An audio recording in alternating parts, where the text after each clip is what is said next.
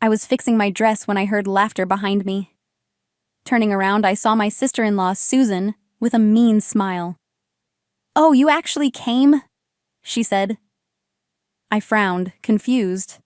"Of course I did." "It's your wedding," I replied. Suddenly, something cold and wet hit my face. I gasped, stumbling back as my dress became heavy with water. I looked up and saw Susan holding a beautiful vase, water dripping from it. She grinned and said, "A dirty sister-in-law like you needs cleaning." My heart pounded. Why was she doing this to me? I felt frozen in place. My dress was soaked, and my face burned with embarrassment. In the distance, I could hear wedding guests laughing and talking, but here, in this empty hallway, I was completely alone. Susan stood above me, pleased with herself. "Why did you do that?" I asked, my voice barely above a whisper. She smirked. "Because I can," she said. "You don't belong here." My hands clenched into fists. I had put up with her insults for years, but this was too much. My chest tightened as I struggled to hold back my anger. Since the day I married my husband, Susan had treated me like I was beneath her. She often mocked my job as a caregiver, saying, "You clean up after old people? It's disgusting." I loved my job, but Susan thought it was worthless. She always believed she was better, smarter, more successful, more loved by their parents. My husband and I were treated as outsiders in his own family. I had tried to ignore it, but Susan never stopped. No matter what I did, she always found a way to make me feel small. Just as I was about to speak, the hallway door swung open. A tall man stood there, breathing heavily. He held a bouquet of red roses. My breath caught in my throat. It was the groom, Susan's soon-to-be husband. His eyes moved between me and Susan, his face serious. "What's going on here?" he asked. Susan's expression changed immediately. "Oh, nothing," she said quickly. She tripped and knocked over the vase. I froze. Was she really going to lie so easily? The groom frowned, his gaze locked on me.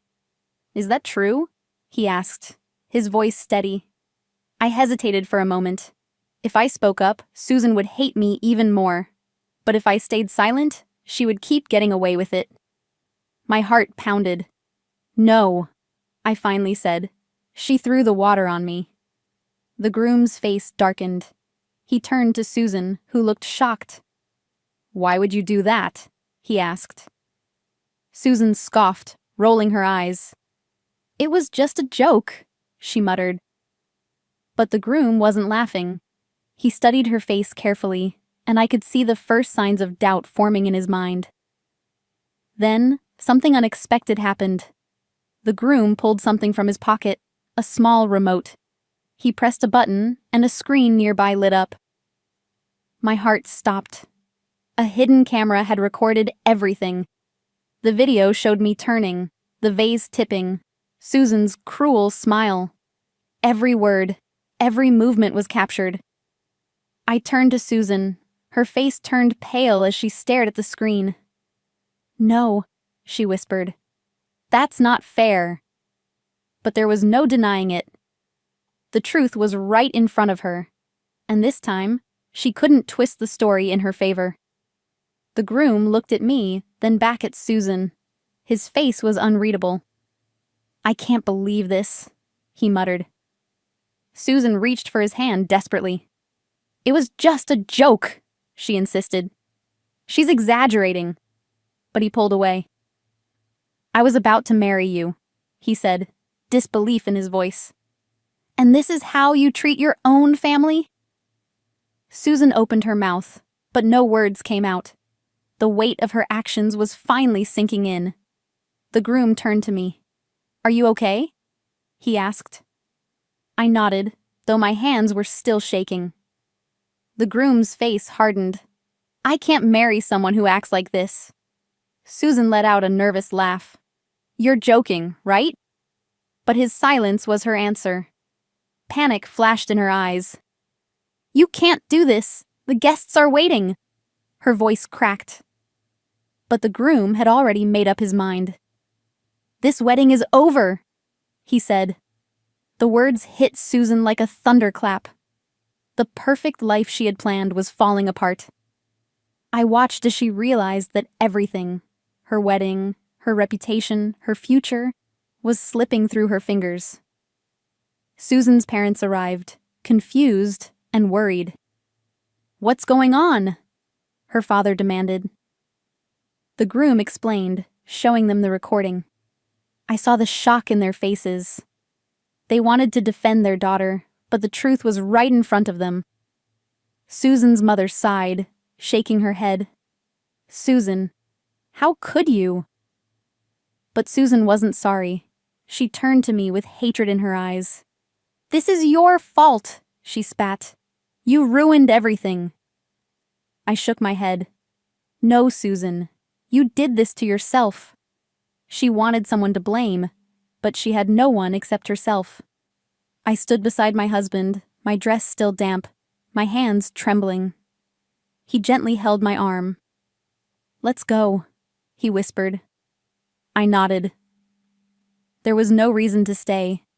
The wedding was falling apart, and Susan's true nature had been revealed.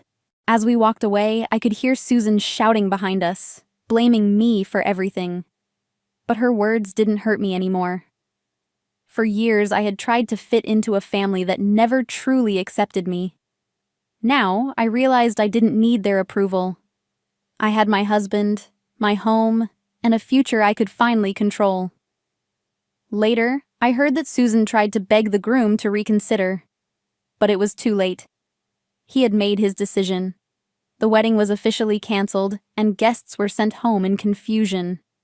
Rumors spread quickly. People whispered about how Susan had ruined her own future with her cruelty. Her parents were humiliated, unable to believe their perfect daughter had caused such a disaster. Meanwhile, my husband and I distanced ourselves from the chaos. I had wasted too many years trying to gain their respect. Now, I understood that my happiness was not in their hands. Susan's life changed overnight. The man she had hoped to marry was gone. Her once perfect image was destroyed. People who used to admire her now whispered behind her back. Some even avoided her. I later heard that her company found out about her behavior, and her position was affected. The life she had so carefully built was crumbling. But instead of admitting her mistakes, she continued to blame me. "She ruined everything!" she screamed at her parents. But deep down, I knew she must have realized the truth. She had destroyed her own life, all by herself. One evening, my husband and I sat together in our small, cozy home. He reached for my hand, squeezing it gently. "Do you regret what happened?" he asked. I thought for a moment before shaking my head.